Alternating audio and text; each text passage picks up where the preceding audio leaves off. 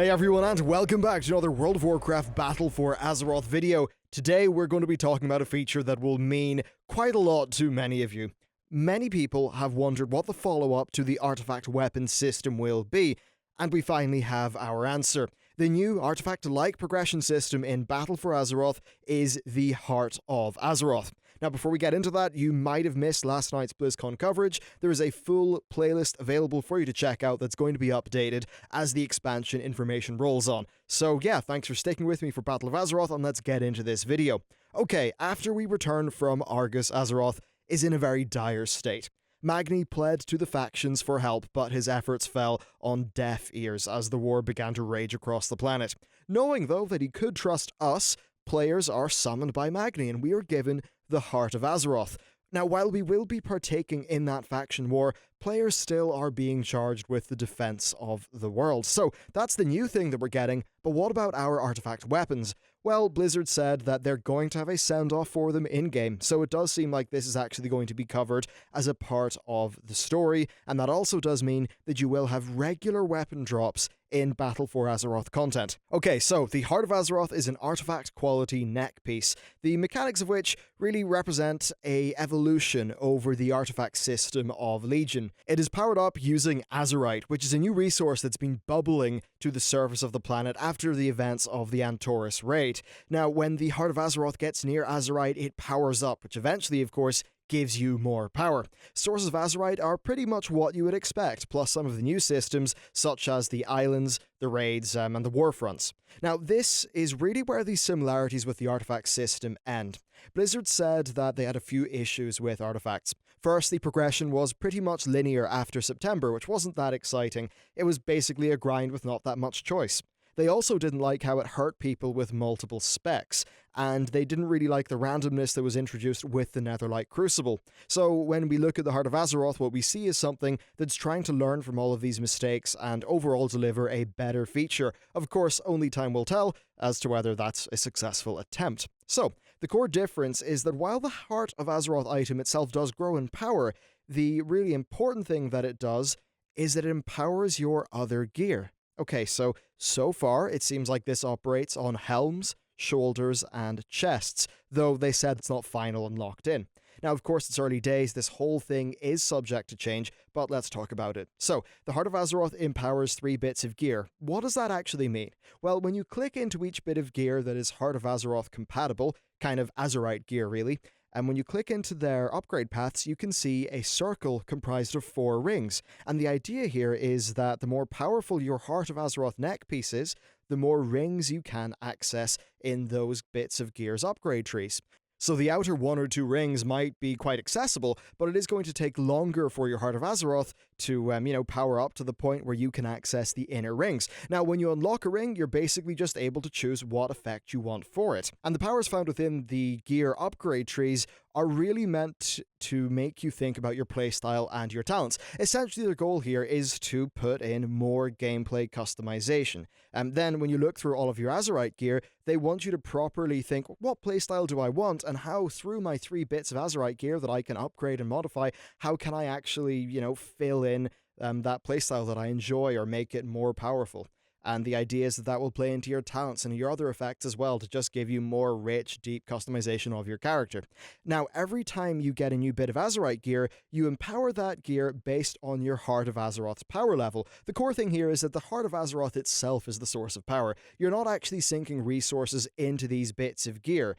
You get to upgrade it freely based on how powerful your Heart of Azeroth is. So swapping items is really no setback, and if you replace an item, again, it's not really a setback.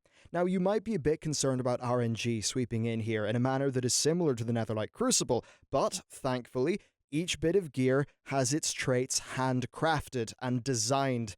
This is great. It means there's no randomness. A human has ensured that that bit of gear has an interesting upgrade path. So if you get a chest from an LFR raid, and then get the same chest again from a heroic raid, both of them will have the exact same Heart of Azeroth progression available. Now, you might be wondering how that's actually balanced. Basically, the effectiveness of the Heart of Azeroth traits seem to scale with the item level of the gear, so the same trait will be more powerful on a higher item level bit of gear than on a lower level one. Now, Blizzard gave an example to drive this one home, so let's do that. Okay, imagine you have an Azerite helm, and your Heart of Azeroth is level 20. This will allow you to unlock the first 2 traits of your helm. That's great. So you do a dungeon, you get some more Azerite, and you're able to upgrade your Heart of Azeroth to level 21. This will then let you unlock the 3rd ring, for example, of your helm, so you can choose a power. Now, let's say you then leave a dungeon, you run another one, and you get another helm that you want to equip instead. You'll be instantly able to choose 3 powers for the 3 rings on that new helm, and that's really the core of how getting new gear works. You're not really sinking new resources into each new bit of gear, it's meant to be freeform and swappable. So, what can we actually expect from the powers themselves? Well, the examples that Blizzard gave were a shaman choosing between Ghost Wolf, giving an extra burst of speed if you take damage, or having Astral Shift reduce the damage taken by even more. So the idea in this one is that it's kind of about like standing in the fire, right? And that what Heart of Azeroth talent you choose here will maybe make you think about, say, your utility talent choices.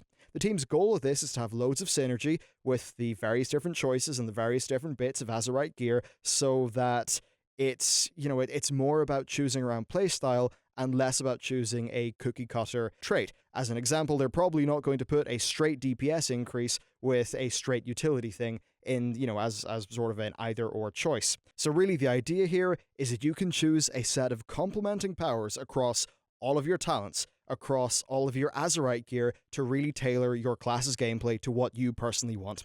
And that is the core of the Heart of Azeroth system. Of course, it's very possible this will be changed over time, but this is what they're presenting currently. So what do I think about it? Overall, my initial reaction is quite positive. I think it does sidestep some of the issues of the artifacts. I like how the customization gameplay continues.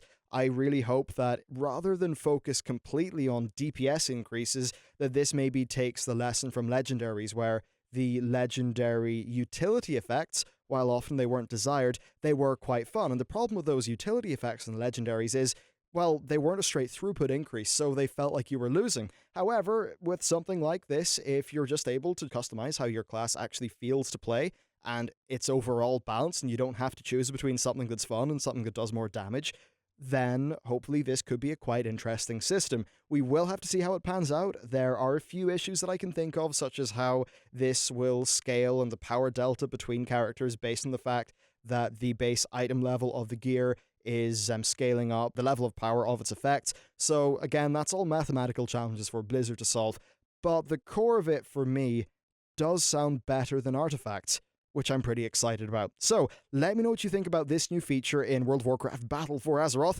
and yeah, stay tuned to the channel, hit that sub button or the like button, whatever. We have a lot of videos going out, going in depth and giving you concise breakdowns of all the new features so that you can quite quickly get up to speed and hopefully understand what's going to be coming in this expansion. Thank you very much for watching this video, and I'll see you next time.